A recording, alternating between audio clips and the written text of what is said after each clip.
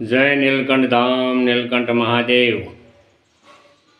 માં ભગવતી પરાંબા નવ નોરતા પૂરા દસમીથી દશેરું પણ વિજયાદશમી પૂરું હવે 20 દિવસે દિવાળી આ કહેવત છે.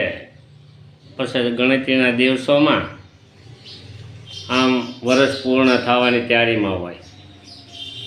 જેમ વર્ષ પૂર્ણ થઈ જાય છે તેમ આપણી આયુષ્ય પણ પૂર્ણ થાય છે.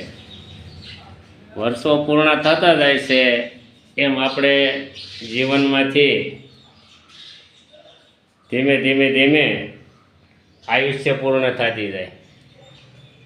આયુષ્ય પૂર્ણ થવાથી માણસને જવાનું થાય ઈશ્વરના ધામમાં. તો ઈશ્વરના ધામમાં જવા માટે શિવજી ભગવાનની ભક્તિ અર્ચના કરવું પડે.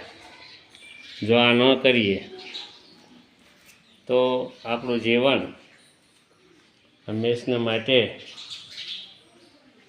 એક ઊંડી ગરિમાની અંદર ધકેલાઈ જાય. માટે આવા સરસ મજાના આપણે સુંદર દિવસો આપ્યા, ભગવતીનું અર્ચન કર્યું આપણે, અને હવે આપણે વિજયાદશમી પણ ઉજવી.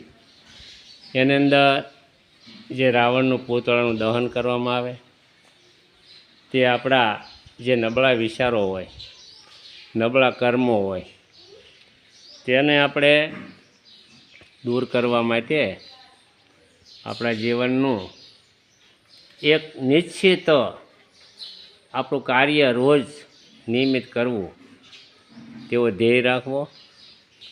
તો તમારું જીવન હંમેશને માટે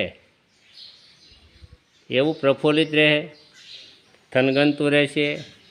જેમાં ઝાડ પાન કેમ રોજ લીલા પાન, નવા ફૂલ બધું આદિ આવ્યા કરે છે, તેમ આપણા જીવનની અંદર આવી વસંત કાયમ ખિલાજ કરે. સદા વસંતમ હદિયાર વિંદે ભવમ ભવાની સહિતમ નમામી.